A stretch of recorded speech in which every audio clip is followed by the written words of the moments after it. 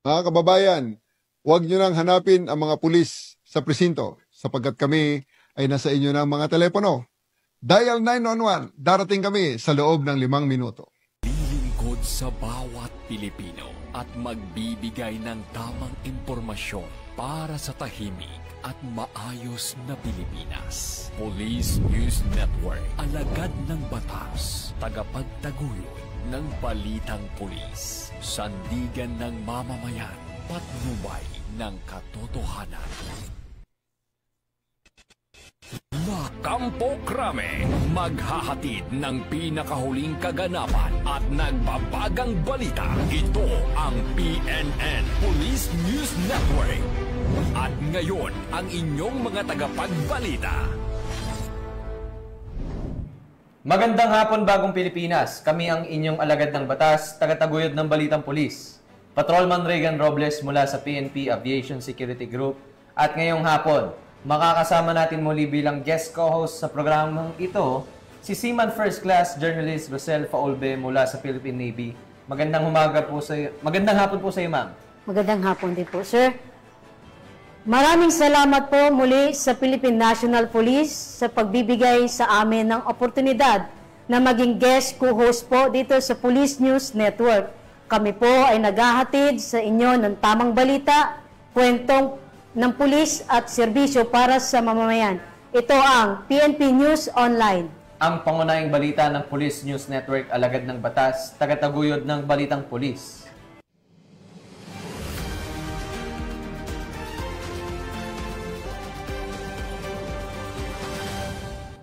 Narito ang mga balitang dapat niyong abangan.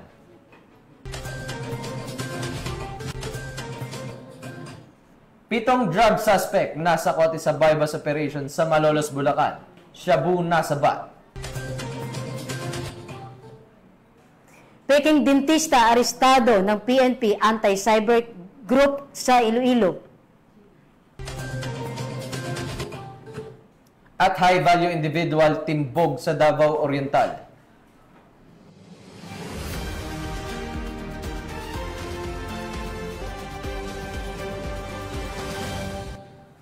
Narito ang mga balitang hatid ng ating PNN correspondents mula sa iba't ibang panig ng bansa.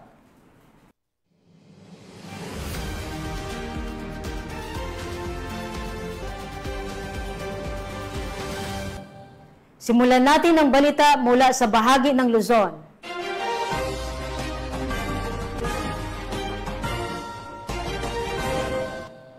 Nasa kote ang 7 individual matapos mahulihan ng mahigit 200,000 pisong halaga ng shabu sa isinagawang anti-illegal drug operation ng Malolos City Police Station sa barangay San Vicente, Malolos, Bulacan. Ang pagka-aresto sa mga sospek ay bahagi ng tuloy-tuloy na operasyon kontra ilegal na droga.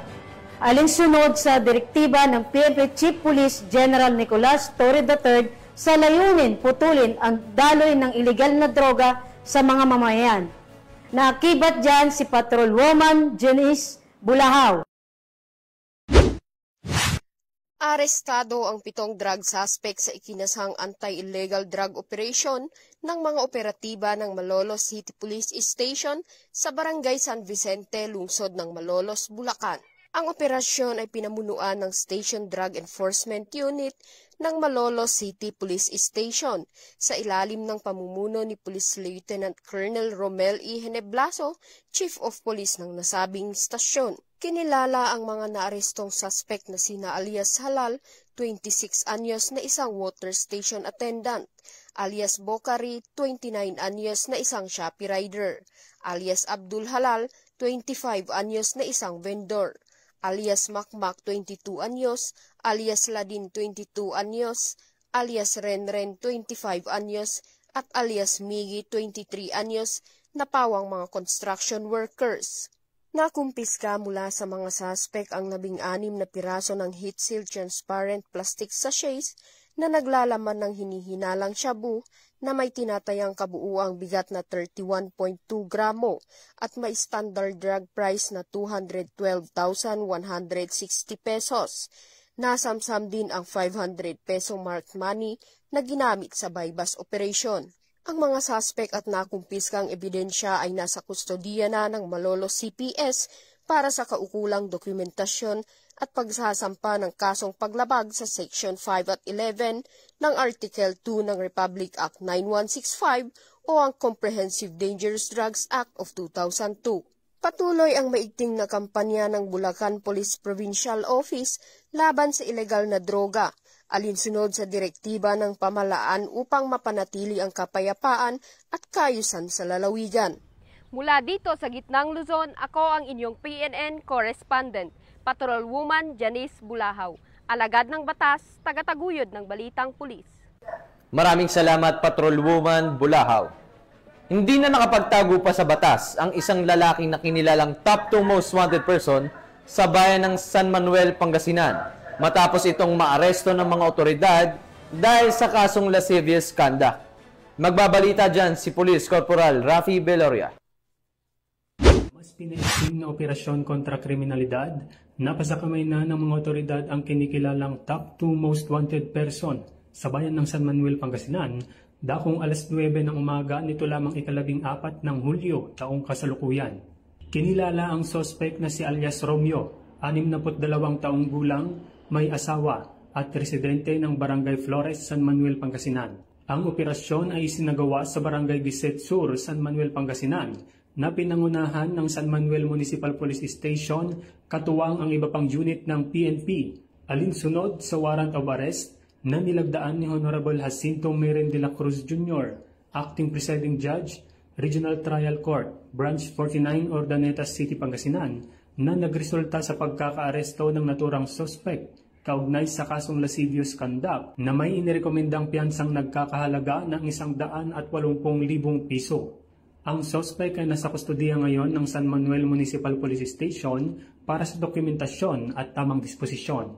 Ang tagumpay na ito ay nagpapatunay na sa bagong Pilipinas, walang puwang ang karahasan dahil ang tunay na layunin ng pulis ay isang bayang ligtas, maayos at may hustisya para sa lahat. Mula dito sa Ilocos Region, ako ang inyong PNN correspondent, Police Corporal Rafi Veloria, alagad ng batas, tagataguyod ng balitang pulis. Maraming salamat, Police Corporal Veloria. Arestado ang isang lalaking kabilang sa top 5 most wanted person, provincial level, matapos itong maaresto ng mga operatiba ng Peña Blanca, PNP kaugnay kasong statutory rape. Tinutukan ni Police Corporal Roldan Gueva. Ng pinagpwersa ng kapulisan ang isa sa mga tinaguriang provincial top 5 most wanted person sa lalawigan ng Cagayan nito lamang ika-14 ng Hulyo ngayong taon. Kinilala ang suspek na si alias Ren, 28 taong gulang, binata, helper at residente ng Peña Blanca, Cagayan. Inaresto ang suspek sa bisa ng warrant of arrest na inilabas ng Regional Trial Court, 2nd Judicial Region, Branch 4, Tuguegarao City, sa kasong 2 bilang ng statutory rape at walang pensang inirekomenda para sa kanyang pansamantalang kalayaan. Pinangunahan ang operasyon ng Peña Blanca Police Station, katuwang ang Regional Intelligence Unit 2, Provincial Intelligence Team Cagayan South, 1st Cagayan Provincial Mobile Force Company at 2 Maneuver Company ng Regional Mobile Force Battalion 2. Agad na ipinalam sa suspek ang kanyang mga karapatan at kasalukuyan na sa kustodiya ng Peña Blanca Police Station at nakatakda siyang i-turn over sa korte na may jurisdiksyon sa kaso. Ang matagumpay na operasyon ay patunay na walang humpay na dedikasyon ng ating mga kapulisan sa paghahatid ng hustisya. Isa rin itong paalala na ang mga krimen, lalo na ang mga karahasang may kinalaman sa kabataan at kababaihan, ay hindi kailanman dapat palampasin. Ang batas ay umiiral at ang mga lumalabag dito ay pananagutin. Mula dito sa lalawigan ng Cagayan, ako ang inyong Police News Network correspondent, Police Corporal Guiab, alagad ng batas, tagataguyod ng balitang pulis.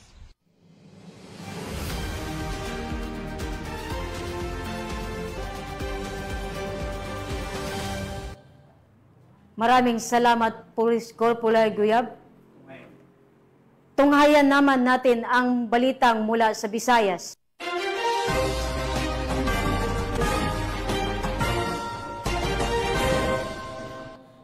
Sa halip na lisensyadong serbisyo, peligro ang ibinigay ng isang lalaki nang arestuhin ito ng Regional Anti-Cybercrime Unit 6 sa Santa Barbara, Iloilo matapos maaktuhan sa aktong paggawa ng dental procedure kahit wala siyang lisensya.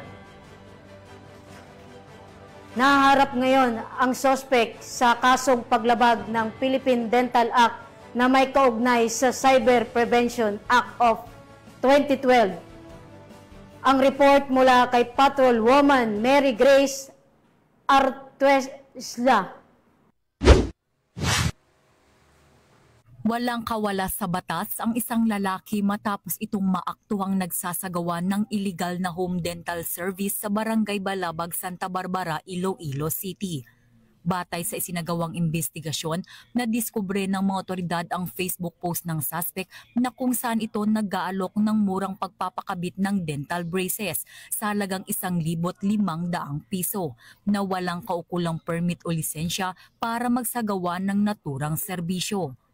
Dahil dito agad na ikinasa ang isang entrapment operation na pinangunahan ng mga operatiba ng Regional Anti-Cybercrime Unit 6 katuwang Santa Barbara Municipal Police Station at kinatawan mula sa Philippine Dental Association na nagresulta sa pagkakaaresto ng suspect na kinilala sa alias na Celo, 25 anyos. Kasalukuyang nasa kustodiya ng Santa Barbara Municipal Police Station ng suspect at sinampahan ng kasong paglabag sa Philippine Dental Act of 2007 na nagbabawal sa sinumang walang lisensya na magsagawa ng dental procedures. Sana po sa ating mamamayan, huwag po nating tangkilikin yung mga ganitong illegal na gawain. Dahil ito po ay delikado po sa inyong kalusugan at isa pa, unfair naman ito sa mga lisensyadong mga professional, mga dentista na gumagawa, nagbibigay ng serbisyo na dental na naaayon sa batas. Kung meron pa kayong nalalaman na nagpa-practice ng dentistry na wala silang mga license, maaari po sana i-report nyo sa pinakamalapit na police station o dito po sa Regional Anti-Cybercrime Unit 6 na matatagpuan sa Camp Delgado, Iloilo City. Maraming salamat po. Mula dito sa Campo Crame, ako ang inyong PNN correspondent, Patrolwoman Mary Grace Artizuela, nagbabalita para sa Police News Network, alagad ng batas, tagataguyod ng balitang pulis. Maraming salamat, Patrolwoman Artizuela. Naaresto sa ikatlong pagkakataon ang isang karpintero matapos muling masangkot sa illegal na droga at mahuli sa isinagawang bypass operation sa Iloilo City. Ang balita mula kay Patrolwoman Julibel Alvior. Muling naaresto ang isang street-level individual sa ikatlong pagkakataon sa ikinasang bypass operation ng Station Drug Enforcement Team ng Iloilo City Police Station 2 sa Barangay San Nicolas, La Paz, Iloilo. Nitong Martes na madaling araw, 15 ng Hulyo taong kasalukuyan. Kinilala ang suspect na si alias Ray, 38 taong gulang, isang construction worker, may asawa at 4 na anak, residente ng Barangay Divina Gracia, La Paz, Iloilo, ngunit pansamantalang naninirahan sa lugar ng operasyon. Ayon kay Police Captain Jeffrey Delgado, officer in charge ng ICPS-2, 2 linggong isinailalim sa masusing surveillance ang kilos ng suspect bago isinagawa ang operasyon. Dagdag pa ni Police Captain Delgado, umano'y nanggagaling sa city proper ang droga na siyang binebenta ng suspect. Ito na ang ikatlong beses na nahuli si alias Ray kaugnay ng droga. Sa isinagawang operasyon, nakumpiska mula sa suspect ang isang sachet ng hinihinalang shabu na binili sa halagang 2,300 pesos na buy-bust money ng isang undercover operative. Bukod dito, na-recover rin ang 5 nakaragdagang sachet ng illegal na droga sa isang coin purse na stripe na nakatago sa kanyang likurang bulsa kung saan naroon din ang marked money. Umabot sa humigit kumulang 25 gramo ang kabuang timbang ng nasamsam na droga na may tinatayang halagang 170,000 pesos. Kasalukuyang nakakulong ang arestado sa Iloilo City Police Station 2 at naharap sa mga kasong paglabag sa Republic Act 9165 o ang Comprehensive Dangerous Drugs Act of 2002. Ang muling pagkakadakip kay alias Ray ay patunay ng walang kapagurang pagsusumikap ng kapulisan ng Iloilo City sa pagpuksa sa mga sangkot sa iligal na droga sa ilalim ng mas pinaigting na kampanya ng kapulisan para sa seguridad at mas ligtas na bagong Pilipinas. Mula dito sa Police Regional Office 6, ako ang inyong Police News Network correspondent, Patrolwoman Julibel Alvior, alagad ng batas, tagataguyod ng balitang pulis.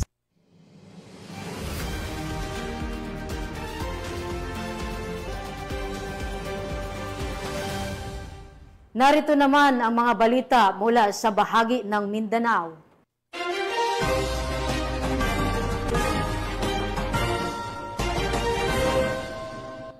Walang takas ang top 2 high-value individual matapos mahulihan ng mahigit 100,000 pisong halaga ng shabu sa isinagawang bypass operation sa Davao Oriental. Patunay ito na patuloy na pagsisikap ng kapulisan sa gupain ng ilegal na droga sa rehiyon. Narito ang detalyeng report mula kay Patrolwoman Rina Rose Disipulo. Sa bypass operation ng Mati City Police Station ang tinuturing na top 2 high-value individual sa rehiyon na kinilala na si alias Andy, 40 anyos, residente ng Purok Hillside B, Balintong, Barangay Central, Mati City. Nasa kote ang suspect bandang 1:00 ng hapon nitong Hulyo 15 sa Purok Pag-asa, Bilsonda, Barangay Central, Mati City, kung saan ay umabot sa migit kumulang 25 gramo na hinihinalang shabu. Ayon kay Police Major Al Anthony I. Gumban, officer in charge ng Mati City Police Station, ang suspect ay nasa kustudiya na ng kanilang tanggapan at sumai sa ilalim sa kaukulang proseso kaugnay sa kasong paglabag sa Republic Act 9165 o Comprehensive Dangerous Drugs Act of 2002. Sa pamamagitan na mas pinaigting na operasyon at suporta ng mamamayan, layunin ng mga kapulisan na wakasan ang kalakalan ng ipagbabawal na gamot sa bawat sulok ng bansa habang tinitiyak na ang bawat kilos ay alinsunod sa batas, may respeto sa karapatang pantao at nagsusulong ng isang ligtas at maayos na pamayanan para sa lahat. Dito sa Police Regional Office 11, ako ang inyong PNN Correspondent, Patrolwoman Reyna Rose Disipulo, alagad ng batas, tagataguyod ng balitang pulis. Maraming salamat, Patrolwoman Disipulo. At para sa huling balita, matagumpay na naisagawa ng mga tauhan ng Parang Municipal Station ang isang outreach program sa Maguindanao del Norte na layuning maghatid ng tulong at malasakit sa mga mamamayan. Yan ang balitang hatid ni Patrolwoman Mary Chris Algabre. Isang matagumpay na community outreach program ang isinagawa ng Parang Municipal Police Station bilang pagdiriwang sa buwan ng Police Community Relations sa Madrasado Din Al-Islami, Barangay Poblacion 2, Parang, Maguindanao del Norte, nito lamang ika-12 ng Hulyo taong kasalukuyan. Bilang pagdiriwang ng ika-30 taong anibersaryo ng buwan ng Police Community Relations, ang nasabing programa ay pinangunahan ni Police Lieutenant Dan Rafael M. Heldore, Deputy Chief of Police, sa ilalim ng pangangasiwa ni Police Major Blaine M. Lumas E., Hepe ng Parang Municipal Police Station, katuwang ang PROBAR PNP, Marine Battalion Landing Team 5, BLGU Poblacion 2 at iba pang mga organisasyon. Naghatid ng saya at suporta sa mga batang mag-aaral ang aktibidad sa pamamagitan ng pamamahagi ng mga school supplies, hygiene kits, libreng pagkain at iba pa. Ipinapakita ng nasabing outreach program ang patuloy na pagsisikap ng mga kapulisan, katuwang ang iba pang ahensya ng pamahalaan na magbigay ng tunay na serbisyo sa pamamagitan ng pagpapakita ng malasakit at pagtutulungan tungo sa kapayapaan at kaunlaran. Mula rito sa rehiyon ng Bangsamoro, ako ang inyong Police News Network Correspondent, Patrolwoman Mary Chris Algabre, alagad ng batas, tagataguyod ng balitang pulis. Maraming salamat, Patrolwoman Algabre. At iyan ang mga balitang nakalap ng ating PNN correspondents mula Luzon, Visayas at Mindanao. Muli ang aming taos-pusong pasasalamat sa masusugid na manonood ng Police News Network at syempre sa ating guest host ngayon na si Seaman First Class Journalist Rosel Faulbe ng Philippine Navy. Baka may gusto po kayong batiin or pasalamatan, ma'am? Thank you din po, sir. Nais ko pong batiin ang aming Flag Officer in Command, Vice Commander Jose Ma Ambrioso Espeleta, Philippine Navy. Simog PN Commander, Captain Gregory Gerald Fabic, Philippine Navy, GSC. Deputy Commander Simog PN, Colonel Nilo Hapson, Philippine Navy Marines, GSC. At ang aming Acting Chief of Staff at Commandant CMO School, Commander Lady Chatterley Alvaro, Sumbiling, Philippine Navy. At sa lahat po ng estudyante ng Journalist Advanced Specialization Course, Class 0T-25. Sa ngalan ng pamunuan ng Philippine National Police, sa pangunguna ni PNP Chief Police General Nicolas Torre III, at sa pamumuno ni President Ferdinand Bongbong Marcos Jr., Kami ay maglilingkod sa bawat Pilipino at magbibigay ng tama at balansing balita.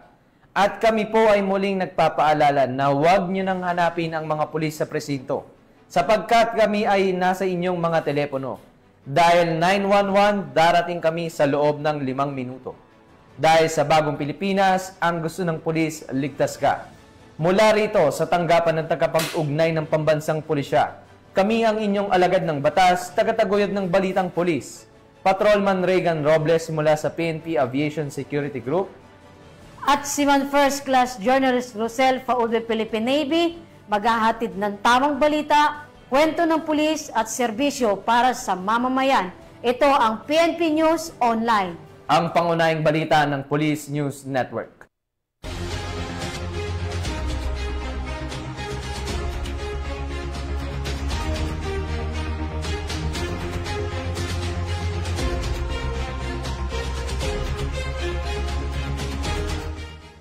Police News Network, alagad ng batas, tagapagtaguyod ng balitang pulis.